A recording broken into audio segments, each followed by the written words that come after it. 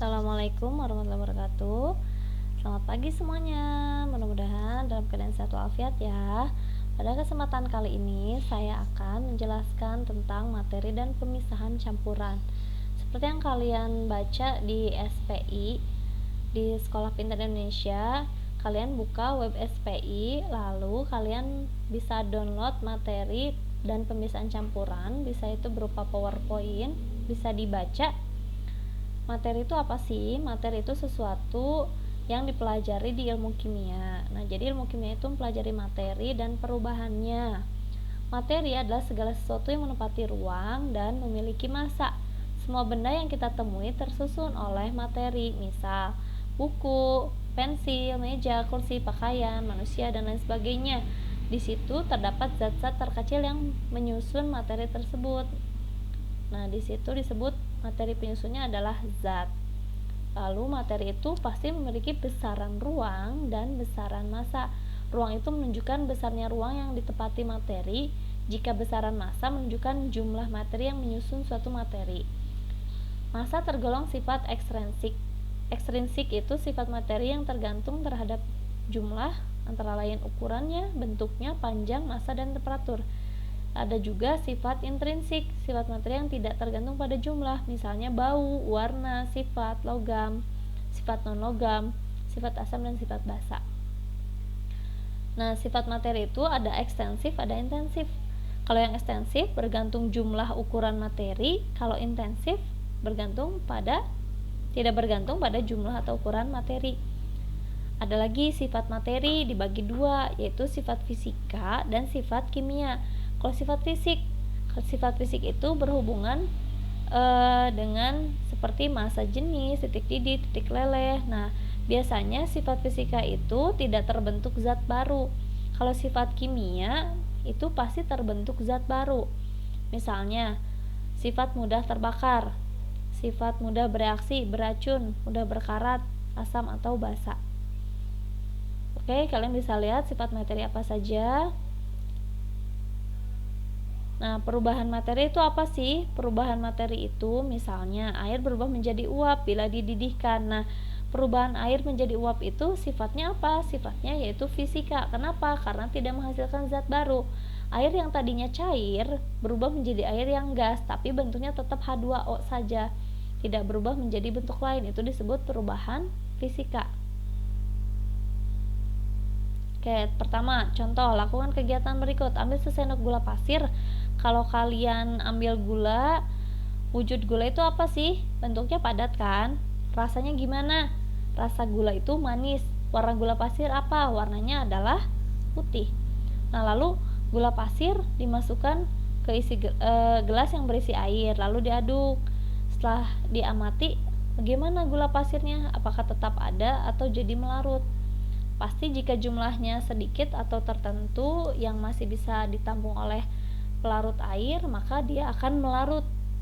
Tapi apakah terbentuk zat baru? Kalau terbentuk zat baru itu berarti biasanya menghasilkan sesuatu yang lain. Nah, kalau cuman gula ke dalam air, biasanya itu adalah suatu proses pelarutan, tidak terbentuk zat yang baru. Dan rasanya juga tetap manis. Dan sekarang kalau gulanya dibakar, kalian pernah mendengar karamel?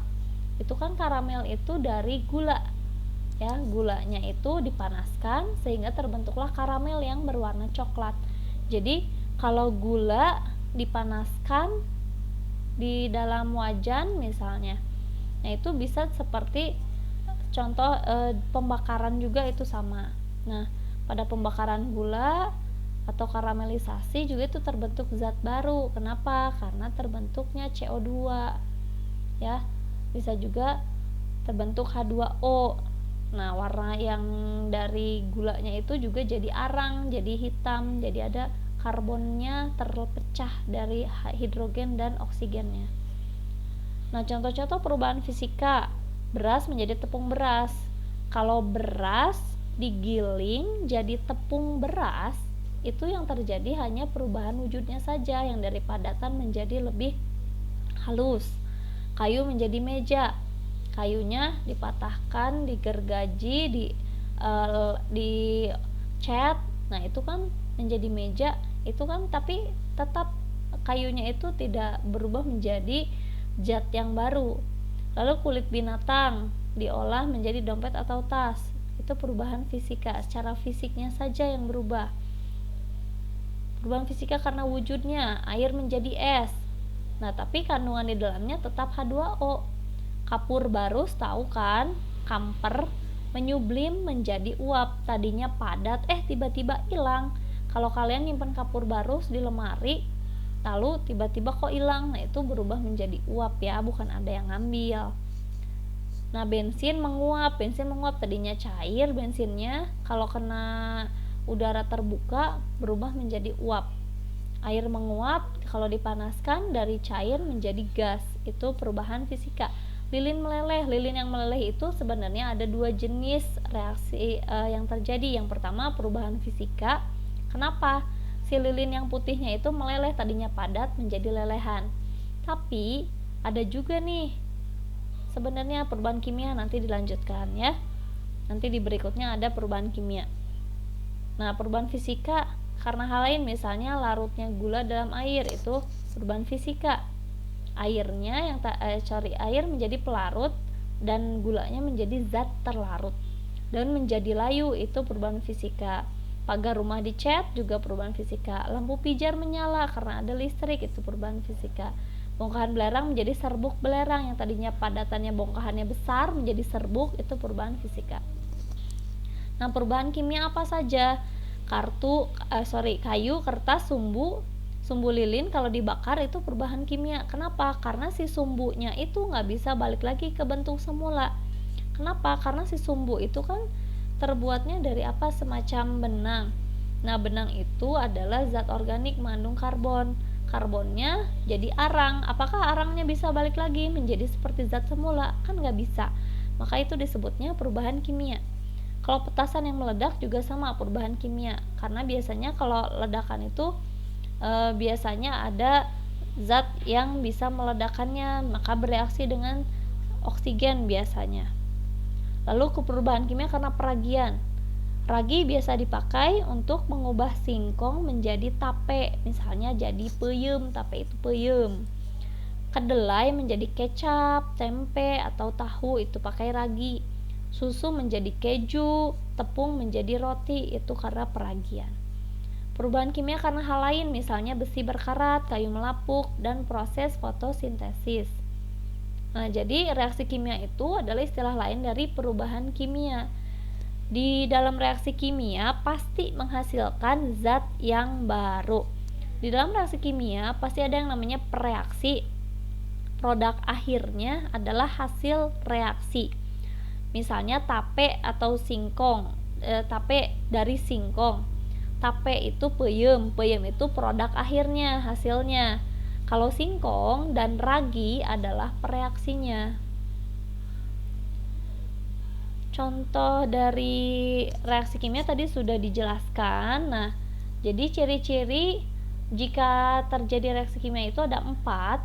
Terjadinya perubahan warna, terbentuknya gas, terbentuknya endapan, terbentuknya perubahan suhu, itu merupakan ciri reaksi kimia. Oke. Untuk hari ini kalian pelajarannya sampai tadi dulu ya, sampai perubahan kimia. Lalu kalian nanti mengerjakan information sheet. Information sheet di sini adalah suatu LK untuk latihan kalian, lembar kerja. Tadi sudah dijelaskan materinya, lalu kalian isi student activity di sini. Titik-titiknya nanti diisi. Kamu hapus dulu titik-titiknya, lalu jawab, tapi jawabannya nanti kamu blok dulu, lalu kasih warna yang berbeda. Misalnya kamu kasih tanda kuning. Nah, tapi nanti di sini diisi ya. Nah, di sini student activity ada 1 sampai 5 kalian isi lalu blok. Lalu student activity-nya yang kedua kalian kerjakan. Ini titik-titiknya diisi lalu di blok warnanya supaya ibu bisa lihat jawaban kalian dengan mudah. Nah, kalau sudah selesai, Kalian nanti filenya tolong save as, terus nanti di rename. Di rename-nya misalnya LK namanya siapa, kelas berapa, student activity 1 dan 2, lalu di save, kirim lagi ke SPI, nanti ibu nilai. Oke? Terima kasih ya. Assalamualaikum warahmatullahi wabarakatuh.